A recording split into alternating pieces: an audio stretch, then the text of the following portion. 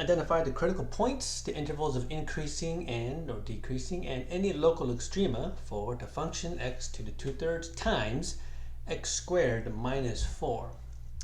All right, so here we have a product, right? We have two different functions multiplied together. So if we want to find a derivative, we're going to have to use the product rule here. Now we know that these are both continuous functions, right? So the product should also be continuous. So let's take f prime of x. Okay. Now we know, right, if you have something like f times g, right, and we want to find a derivative, it's just f prime times g plus g prime times f. Okay, and of course addition is commutative, so the order doesn't really matter. So let's do this, right? Let's find the derivative of x to the 2/3. That's going to be 2/3 times x to the negative 1/3 power, right, times x squared minus 4, plus the derivative of x squared minus 4, which is 2x, times just whatever f is, right, x to the 2/3 power.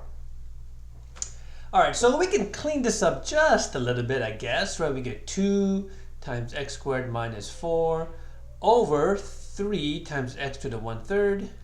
And here we get, we can add, well, we use the product rule, right? X to the first times x to the 2/3 is x to the 5/3 power. Okay, so we got something like this.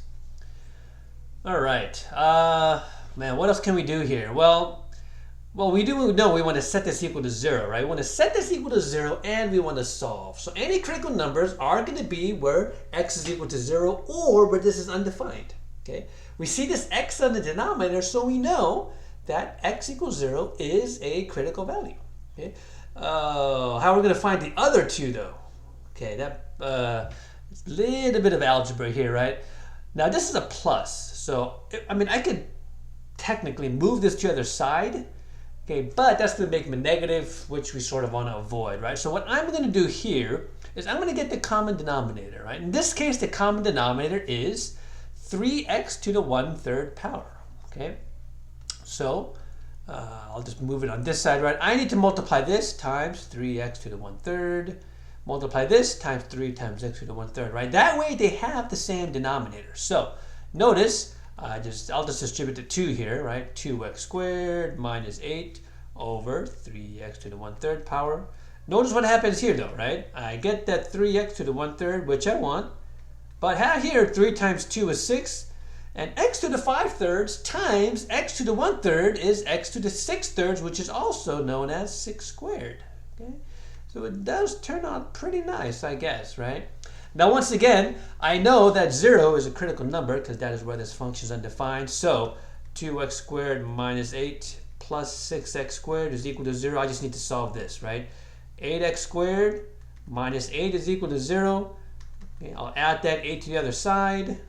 So x squared is equal to 1, which gives me two solutions here, right? -1 and +1. Okay.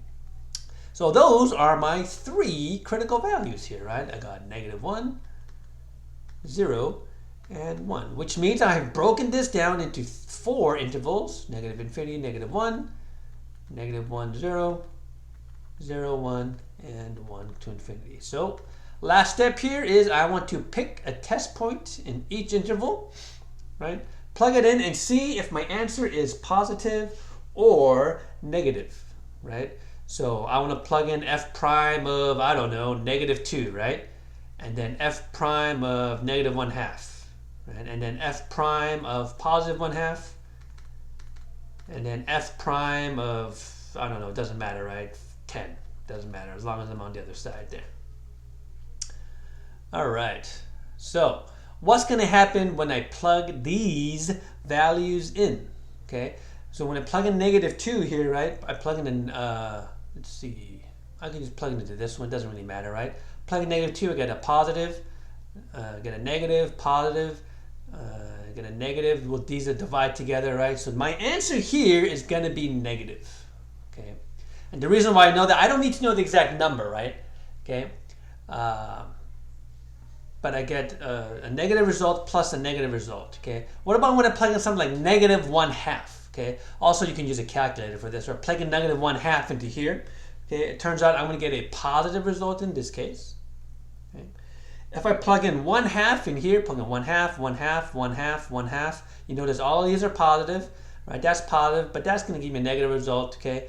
But this number is going to dominate, so I'm going to have a negative value here. And if I plug in a number like 10, okay, this will be positive, positive. I'm going to get a positive result in this case, okay? So what does that mean? Okay, what does that mean? It means that I am decreasing from -infinity to -1, union 0 to 1, and I am increasing from -1 to 0, union 1 to infinity. Okay. So what happens here? I'm changing from decreasing to increasing, which means there's a minimum here, right? There's a minimum. I have a minimum at x equals -1 and at x equals +1. Okay?